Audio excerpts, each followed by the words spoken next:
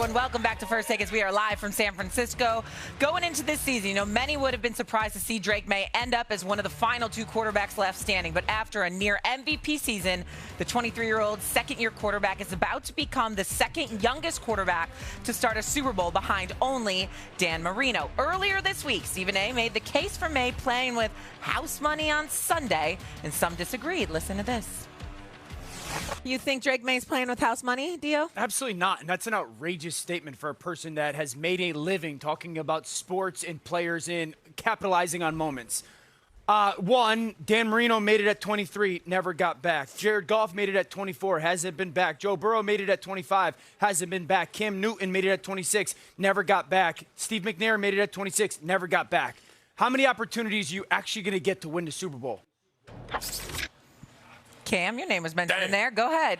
Who you agree with? House money for Drake Maye, or do you agree with Dan? Dan. I got to go with Dan. But let's state the facts here.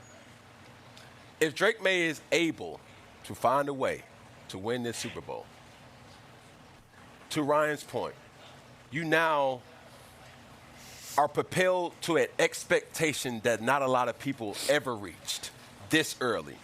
He's exceeded expectation this early in his career. He's only in year 2. But at the same time, coming from experience, I would have betted my right arm if somebody would have told me the night I lost the Super Bowl, would I ever be back to the Super Bowl? Yeah. I would have told them, absolutely I would. That's just not how things work. That's not how this league works. And the understanding to think that the following year, you don't just get to start in the Super Bowl. You start over, and next year's a new year. So to the point of he's playing with house money, yes, but it still is a time that you have to, conquer what most would not think you to do. Well, I mean, you two guys went to one. I never went to one. I didn't sniff it. I was enjoying the festivities while I was getting ready for a game. Eating finger food. Yeah, I was chilling. Like, man, you know what? I hope RC ball tonight. Here's the thing for me, man. Like, house money in the NFL, to me, is not a real thing. You should be ashamed of yourself down there, number one, for saying that.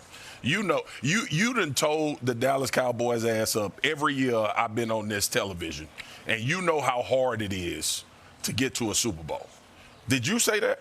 Did I say what? That Drake Maye playing with house money. Yes, he did. So did I. Let me ask you a question. Why? Hold on. No. Don't go to him yet. Stay right here. Okay. The nerve, the audacity, the unmitigated goal that you would spew out of your mouth on national television. Talk about I should be ashamed of myself. First of all, you lost the argument when you brought up, I said Drake Maye is playing with house money in the Super Bowl, and then you mentioned the Cowboys in the same sentence. Because it wasn't about no Super Bowl with y'all. No. Because you ain't never been to one in 30 years. That's the point. The reality. That's the point. All right, well, he's here. That's the point. He's here. The only time Dallas Cowboy has been here is when it's a former player or some product they promoting. The fact of the matter is, Did you say this under the prism that he would get back if he didn't win it? Because that's my understanding. No. I said it under the prism that if he doesn't play up to snuff this year in this game, it's not going to sit up there and irreparably damage him like that. That's what I was saying. Okay. Well, that's a different conversation.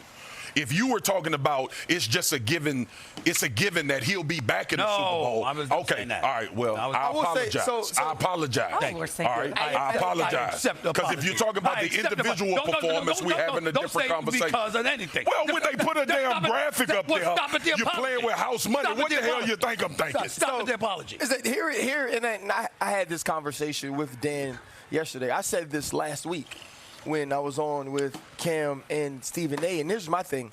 He's walking in, and he doesn't have to put $1 on the table, and he can leave with the entire casino. When Drake, as an individual. I got you. That's my thing. And no, it doesn't just mean you're going to get back. Think about this. When I walked off of the field in 2011 at AT&T Stadium, Aaron Rodgers had just won his first Super Bowl. You couldn't have told anybody watching that game with as well as Aaron Rodgers played that he'd never get back again. You couldn't have told me that the Pittsburgh Steelers that had been to 2 Super Bowls in 3 years, 3 Super Bowls in 6 everybody else would never get back to a Super Bowl, or that Mike Tomlin would never be in another one after that time. I get that. I get how hard it is to get there, and it's even harder to win it. Drake Maye individually is ahead of schedule. Drake Maye individually has taken the team that only won 8 games in the 2 previous years and made them a division winner. He's made them a Super Bowl team. So what I'm saying for him, we are going to see him at a certain level and feel a certain way about him when he comes out of this game, unless something catastrophic happens in this game that changes the way we view his football character. Listen, like I said, I get that. Yeah. I understand that, and I agree. Because Drake Maye doesn't have to be the story of this game in order to still be a part of something that's going to carry the rest of the way. I was under the impression we was talking about it's a given he going to get back because he's in his second year as a quarterback. First off, because Cam, what impression were you under? Man, you just... Okay.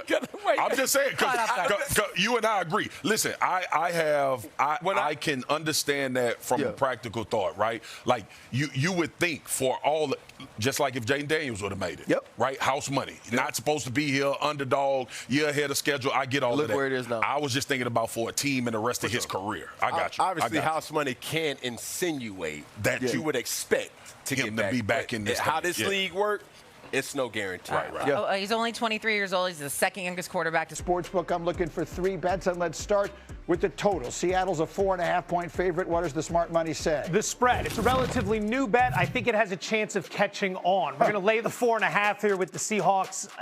I want to focus on that New England schedule that everyone gets so banged up about. 20 games this season, 14 against teams with a losing record. They scored 30 points per game in those matchups. Look at the 6 against teams with a winning record. Big struggles for Drake Maye.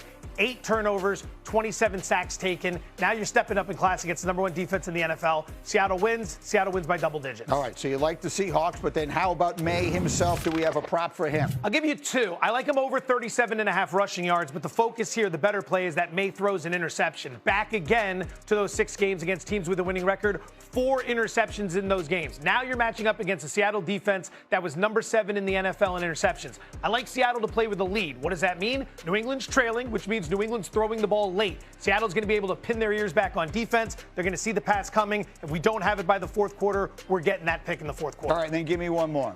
Patriots team total, you're betting the over-under on how many points they score. 20.5 is the number. I would play under. 3 playoff games so far this postseason. The offense is generating just 15 points per game.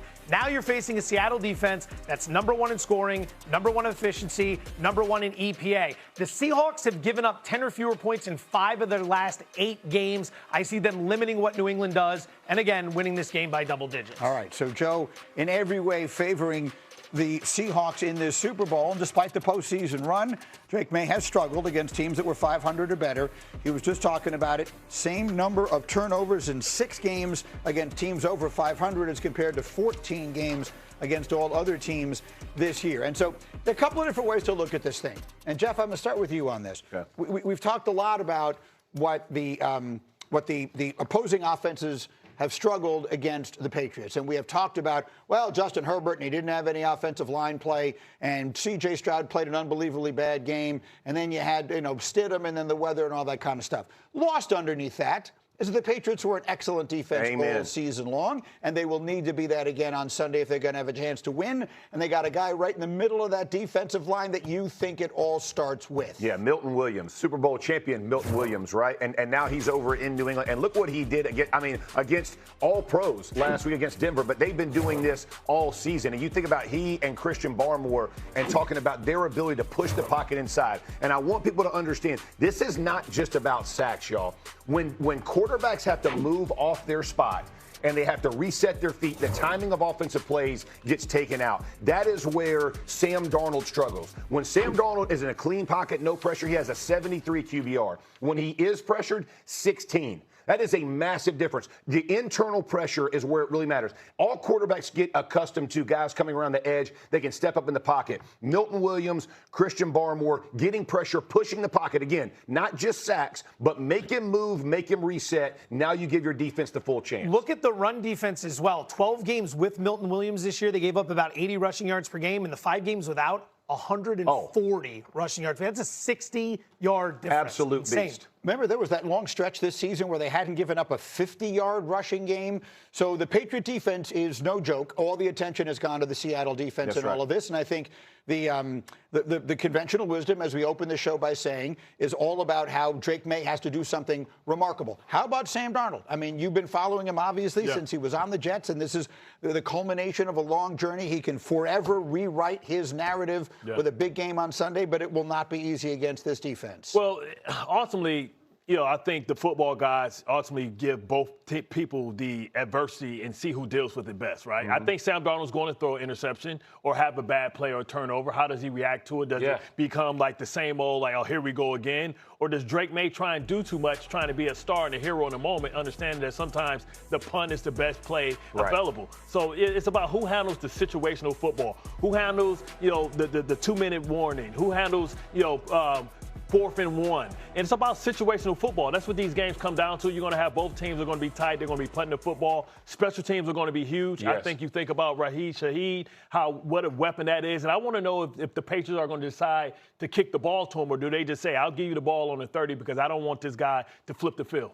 I think special teams is big in this matchup on both sides, right? When you look at Marcus Jones with the ability to take a punt return back and Rashid Shaheed. So, which one of these special teams unit, because they're called special teams for a reason. The first thing you're supposed to do as a returner is make sure that you get the possession. Secure it. That's the reason why the Los Angeles Rams are sitting at home right now. Kicks. So, Rashid Shaheed being able to start a playoff game off with a kickoff return for a touchdown, but then that pivotal Thursday night football game versus the Los Angeles Rams that basically gave them a #1 seed, having a punt return and sparking that comeback.